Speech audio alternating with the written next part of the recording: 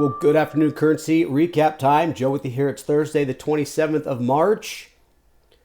Let's jump into it. First thing I'm going to do is talk about the meaningful news of the day. Let's take a look at the markets technically and share currency pairs if we get some trades. Disclaimer. This video was created for professional Forex and crypto traders. Maverick Currencies is a proprietary trading firm that employs professional traders around the world. Our traders trade firm capital and keep 70 to 80% of profits they generate. All trades and analysis in this video are for professional traders only. If you are interested in becoming a professional Forex and currency trader for Maverick, click the apply button in the video description. Let's break down what happened today.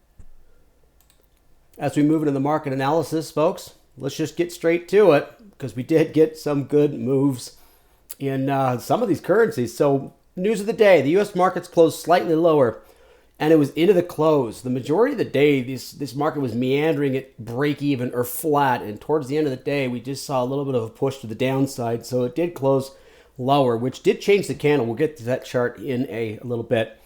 Unemployment claims were in line with expectations, but a big jump in pending home sales. This was for February, so I imagine that the expectations of interest rates maybe being cut or maybe raised or a little bit worried in the future probably had a little bit of a push, kind of a urgency to get some, maybe some houses sold. We saw the same thing in some manufacturing numbers. I'll show you those here in a second. A couple of days ago, doesn't mean the economy is getting good. It might just be kind of this last ditch effort before things could possibly change. And we are getting near to that point as we come close to the first week of April, right? Okay, so how do we finish? Take a look at this. The yen drops about 0.5%, US flat, franc, euro, and the pound. Nice moves to the upside. In fact, I do like the pound chart and the franc chart when it comes to some bullish pattern identification. Canadian dollar slipped a little bit, and the Aussie and the Kiwi kind of pushing and pulling. It looks like the Kiwi is doing a little bit better than the Aussie, but not by much.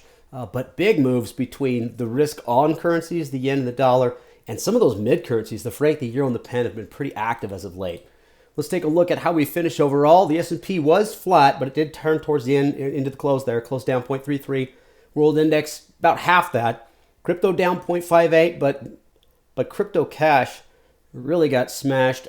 Gold up another 1.25%, and oil pretty much flat on the session. Let's take a look at those cryptos.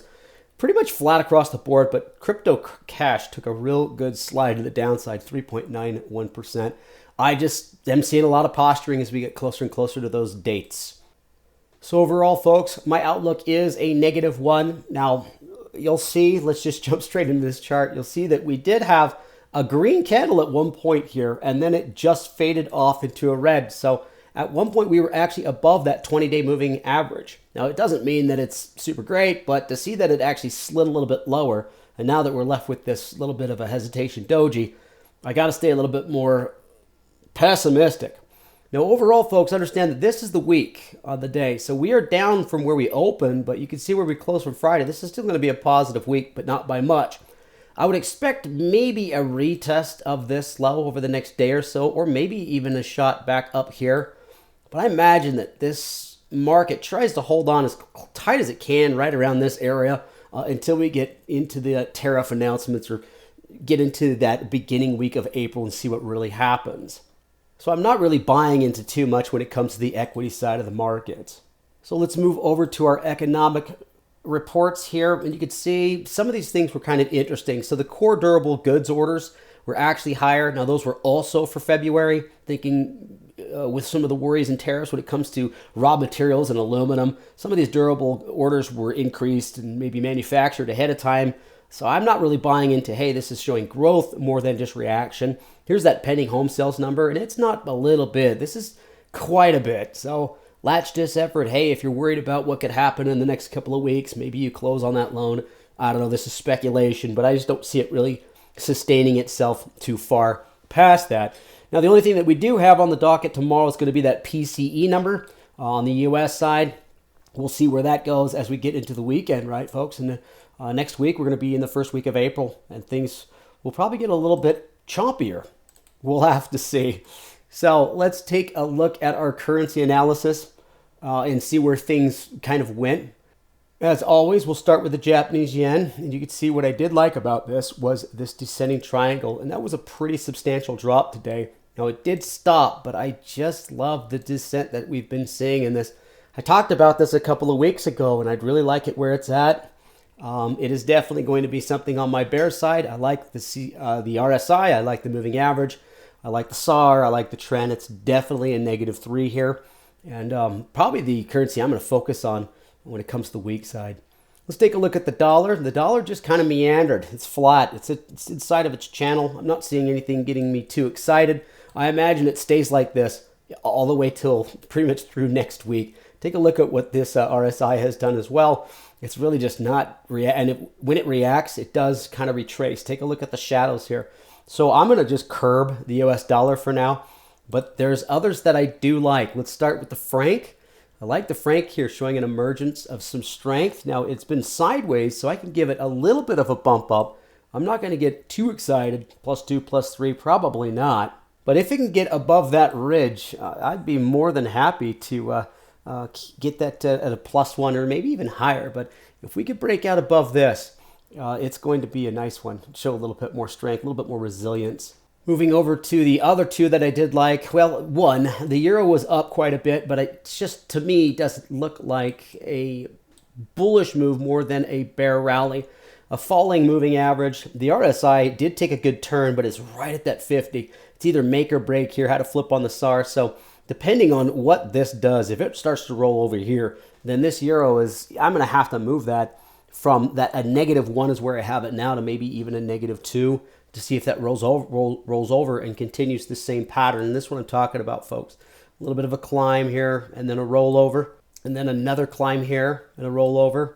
So maybe we're going to get that same thing here, and then another rollover. If we do, this will be something that I'd like to have bearish against something a little bit stronger.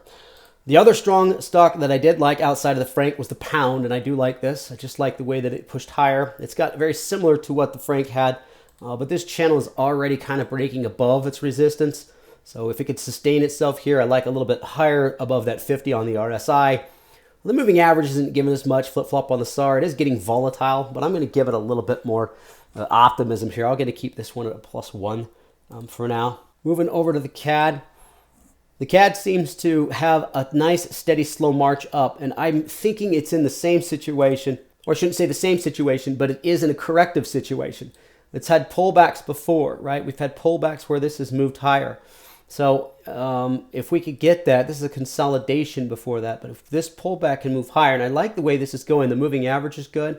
The RSI is down, but it's still staying above that 50. We'll see. This might flatline, so I kept it kind of neutral for now, but it might be something that could easily climb its way to the positive side. Let's get on to our risk on, starting with the Aussie. The Aussie looks like more of a consolidation here. It had a couple of good moves to the upside, higher lows, I should say, just like this ascending part here and almost an ascending triangle pattern. I'm going to keep it pretty much flat for now. You could probably call this a +1 if you wanted to, folks, just because the moving average, the SAR, even with this RSI is flat, so +1 will be fine. But through here, I'm going to be a +1, +2 if it can move that higher. So it's definitely, as far as risk on currencies goes, it's my favorite. However, it was pretty interesting to see the New Zealand dollar is showing a little bit of consolidation there. So it's not quite falling apart. It's trying to turn, but it just seems to be a little bit reluctant to get above the resistance as not as much as a push that we've seen in the Aussie. So I'm definitely going to favor that, the Aussie over the Kiwi. Let's jump over to the cryptocurrencies, and we'll start with Bitcoin. Bitcoin is just kind of high basing. Just kind of pinched, didn't really go anywhere. Remember, the only one that really moved was this one. Let's take a look at it. This is Bitcoin Cash, and I'm totally fine moving this down to a -2. This drop through the RSI, the momentum just fizzled out of this. I don't know if it's just little worries or fear. We did get a pretty good turn here on the moving average, although it is kind of flat. But this drop is what I'm looking at, right back to a floor that it set a little while ago. So -2 on that, but the others are all pretty much zero. Yeah, here's Ethereum, Litecoin. I'll show you that here in a second. But a little bit of a descent here. This could work its way down to maybe a -1. I do like where the RSI is here, but I just want to see this break. I kept it at a 0, but if you guys want to move it to Actually, no. Oh, check that, folks. No, I did move this to a -1 because I just thought it was a little bit too bearish. So Litecoin is the last one, and this one I kept a 0 along with Bitcoin. Just more of a consolidation, flat there on that moving average, flat on the RSI. Doesn't look like it wants to participate. So this is my velocity score. Yep, folks, I said that I had Ethereum flat, but no, there it is at -1. I did like that. Bitcoin Cash sliding real good. The yen kind of falling apart here. And the Aussie holding in pretty good if you're looking for the risk on currency. So let's just jump out and take a look at a couple possible trades, probably with the yen at first.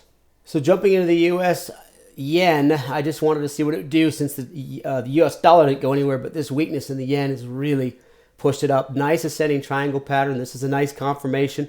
I actually am not too, I guess I wouldn't be angry at this if you actually took it. It's a pretty good trade as long as that dollar doesn't do much. But the yen might have a corrective action tomorrow. You don't know. So let's see what it looks like against something else. So I wanted to take a look at the pound yen, and I like this one a little bit better just because I'm seeing some strength in the pound and weakness in the yen. I think it might sustain itself. So if I was to choose, I think the pound yen would be a little bit better of a trade. It's already confirming here. Just make sure that you measure out how far you want to go. Use your stops, entry, your target. Make sure you follow your rules. The pound yen I like. Let's move over to the franc. That was an emerger as well. Very similar in pattern. I think the pound yen is going to have the most divergence between them, but the franc yen looks very similar as well. And then last, we'll go check just straight up risk on, risk off. And it looks like this is the Aussie yen. And it's just not as diverse. I'd like to see a little bit more divergence than that. So out of those ones I showed you, folks, I think the pound yen looks pretty good. The franc yen's all right. And even the US yen, I think they're great if you just want to see if there's going to be continued weakness in the yen. So that's it trades-wise, folks. There are trades out there. And if we can continue to see a little bit of the risk off getting, or I should say the risk off getting worried if the yen continues to weaken, even with a small bounce in the yen, if you've got that pound against it, I think it might be able to absorb much. The pound is just showing some pretty good resilience and some strength. So it might give you a little bit longer of a trade pairing those two. We are moving closer to that April deadline. Be aware of it. Things are going to change. The dollar might just stay flat or go up and down and go nowhere over the next little bit. It's going to be a weird weekend, that's for sure. Reactionary trading is, as always, until we actually get a little bit more concrete idea of what tariff is going to be acted and how it's going to work. So it's going to be a little bit more clarity, but we still have a lot of stuff to react to when it's implemented. Always play relative strength and weakness, proper position sizing if you guys decide to trade. You know how it works. Thanks for joining me, guys, and we'll talk to you next time. Bye, everybody.